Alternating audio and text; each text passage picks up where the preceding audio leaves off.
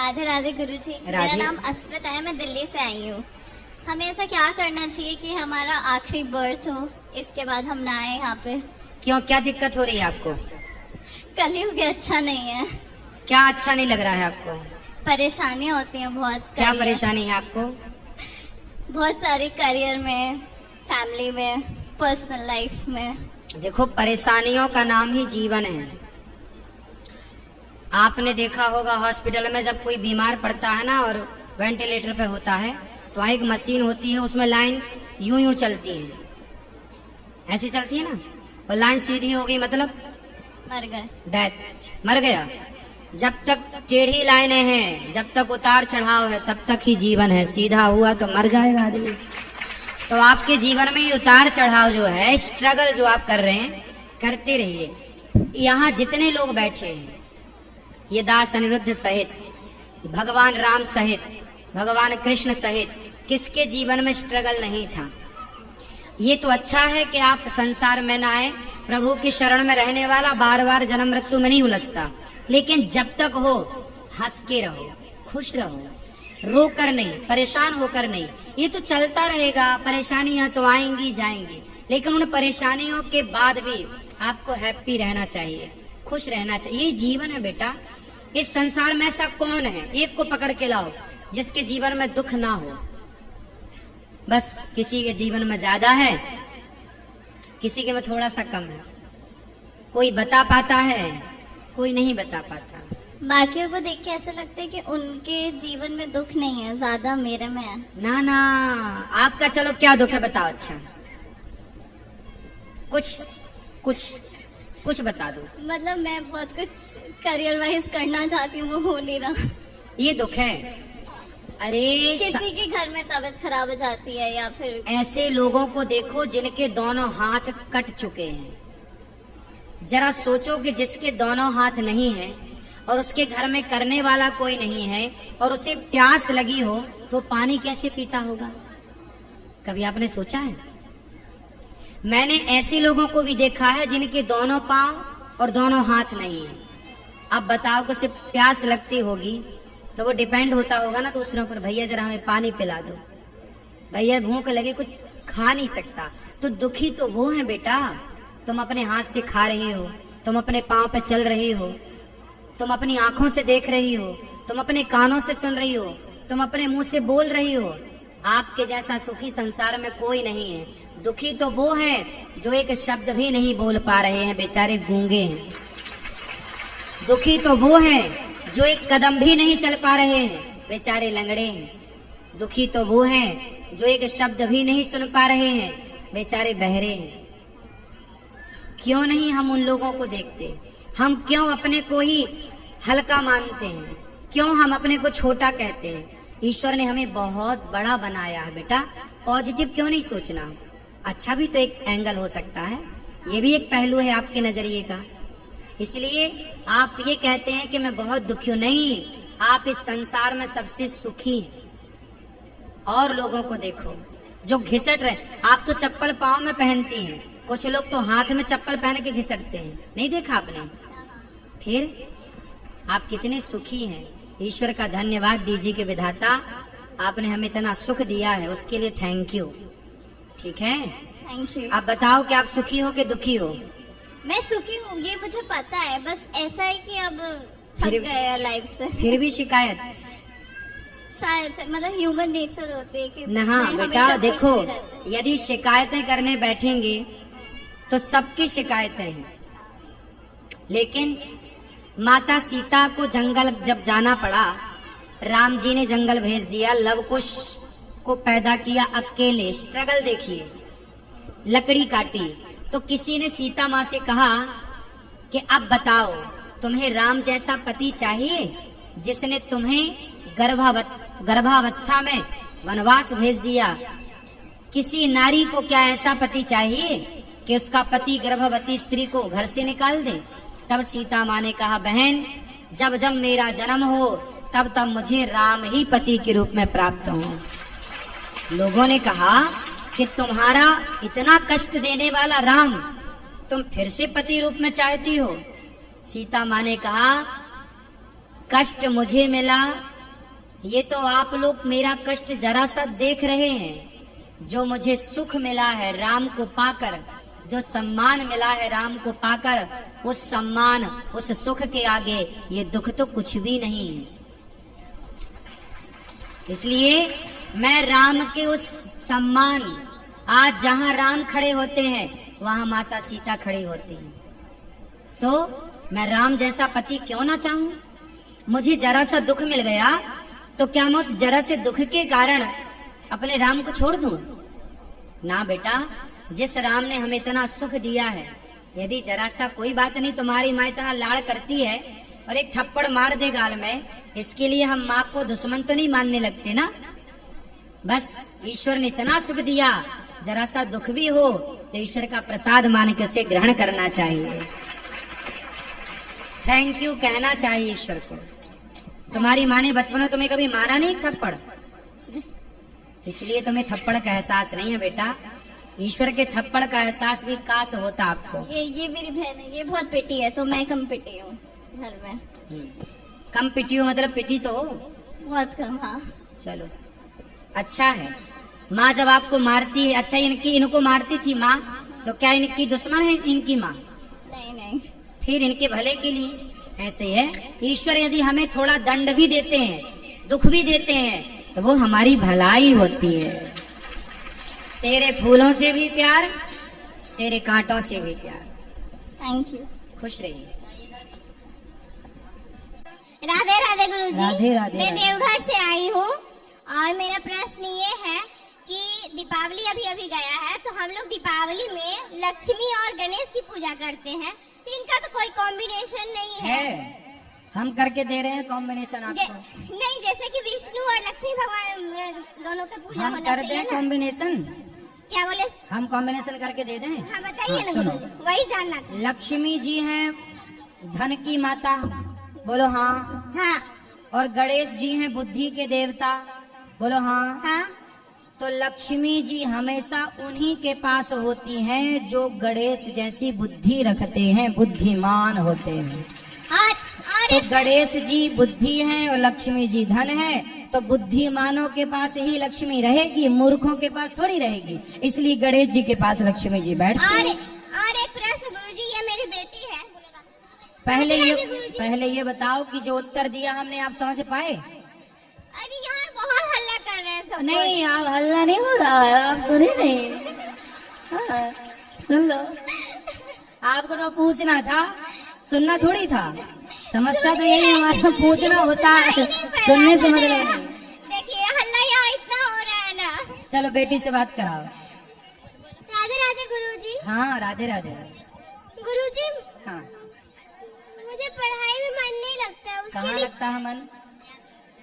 याद नहीं होता, तो उसके लिए मैं क्या करूं?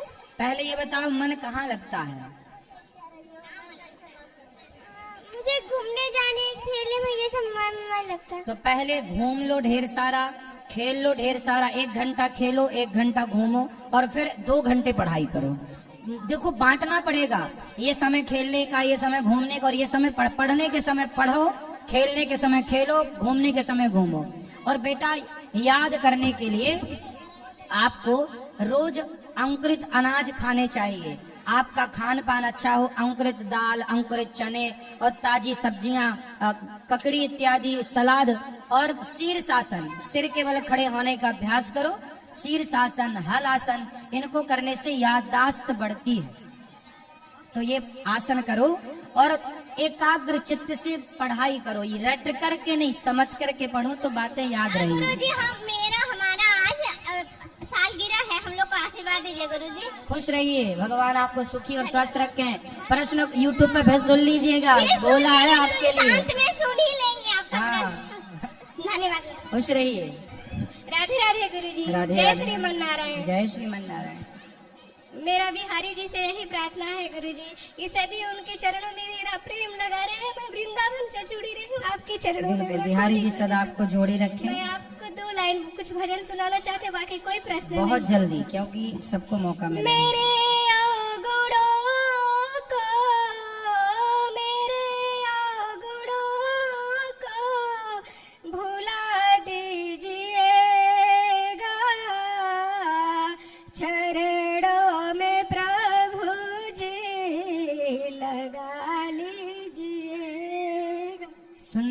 बहुत बढ़िया। मेरे अवगुणों को भुला दीजिए। हेलो गुरु जी, राधा राधे। मेरा केवल इतना प्रश्न है बिहारी जी से कि मैंने बिहारी जी से पुत्र मांगा था, उन्होंने मेरी इच्छा पूरी करी। इस पुत्र के आगे के लिए मैं आपसे आशीर्वाद मांगना चाहता हूँ बस। बिल्कुल, बिहारी जी ने दिया है तो वही उनके मंगल कामना आशीर्वाद देंगे, सदा ये सुखी और स्वस्थ गुरु रहें। जी एक बार आप हाथ चरणों इसके सिर बिल्कुल पे रख दें। खुश रहिए, आशीर्वाद है। सब बैठो शांति से। महाराज जी राधे राधे। जी महाराज जी, मैंने किसी संत से सुना है कि दीक्षा लेना कोई जरूरी नहीं है, बस आप उनको मन से अगर मान लो तो वो आपके गुरु बन जाते हैं। हाँ। तो मतलब ऐसा होता है क्या?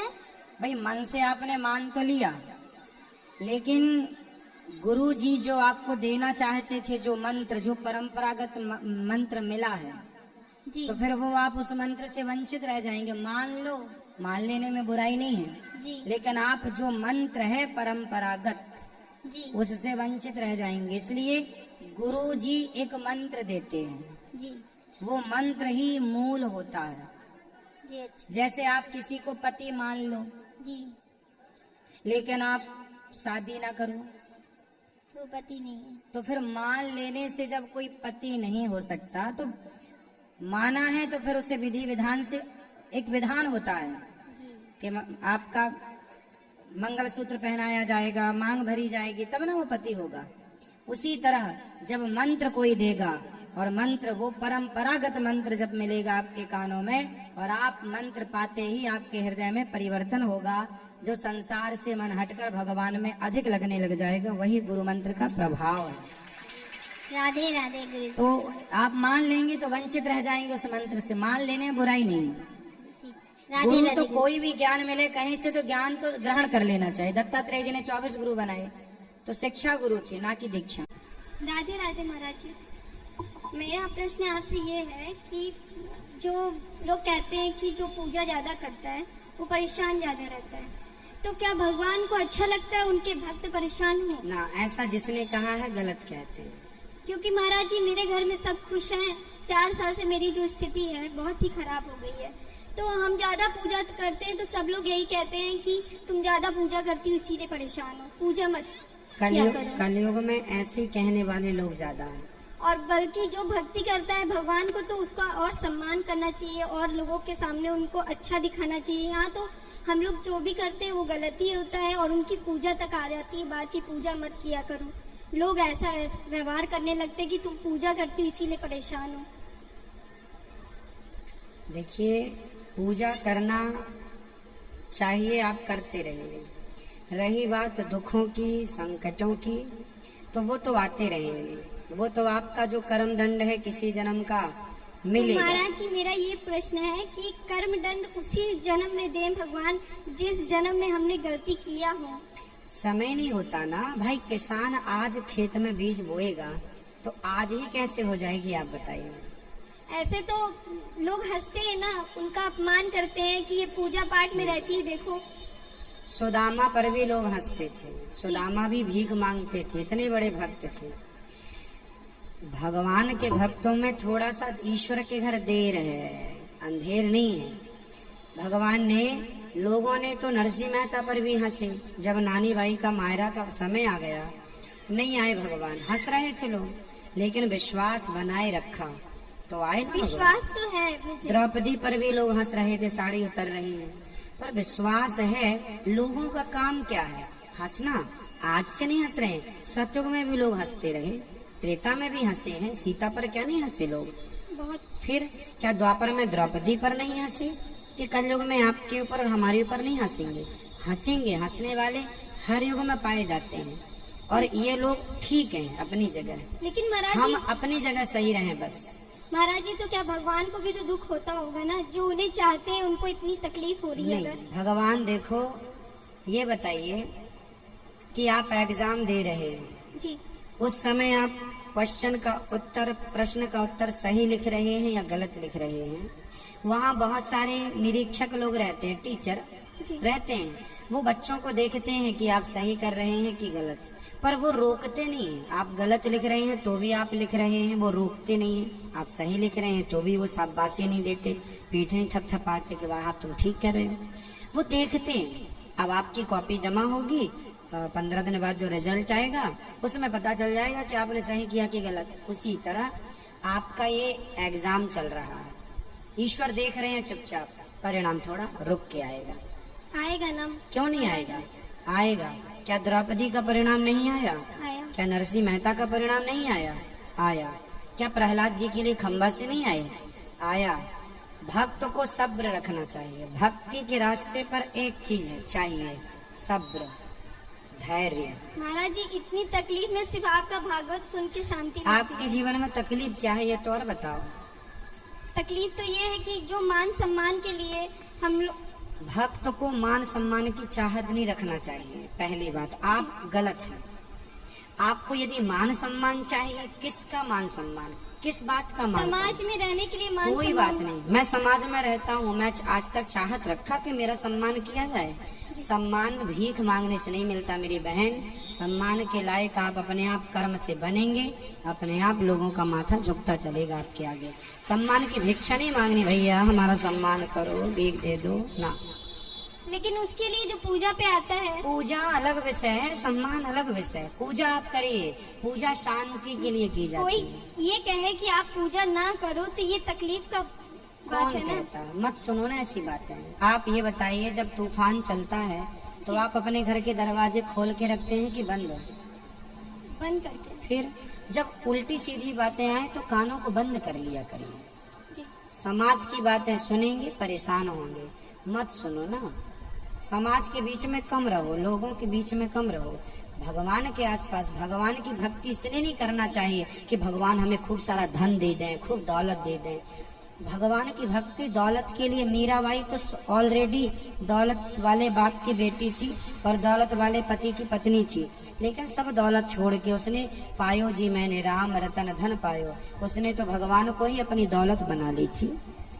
तो आपको भी ईश्वर को ऐसे नहीं देखना कि प्रभु आप हमारा काम कर दो, पड़ोसी ताने मार रहे हैं, पैसे नहीं है हमारे घर, गरीबी चल रही, ये चल रहा, ये तो भिखमंगों वाली बात हो गई है ना।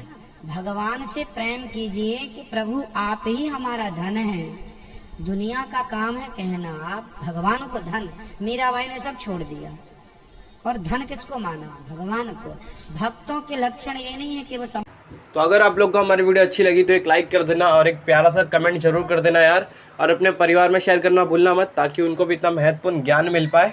और सब्सक्राइब इसलिए कर देना ताकि हमारी कोई भी नई वीडियो सबसे पहले आपके पास आए और आप सबसे पहले ज्ञान ले पाए। तो इसलिए सब्सक्राइब कर देना, देखो नीचे बटन दिखता होगा, सब्सक्राइब कर दो जाके, तो हमारी सबसे पहले वीडियो आपके पास आए। इसके लिए कह रहा हूँ सब्सक्राइब कर दो, नीचे बटन दिख रहा होगा देखो, सब्सक्राइब कर दो। हाँ कर दे सब्सक्राइब, तो हमारी नई वीडियो सबसे पहले आपके पास आएगी। सब्सक्राइब कर दो।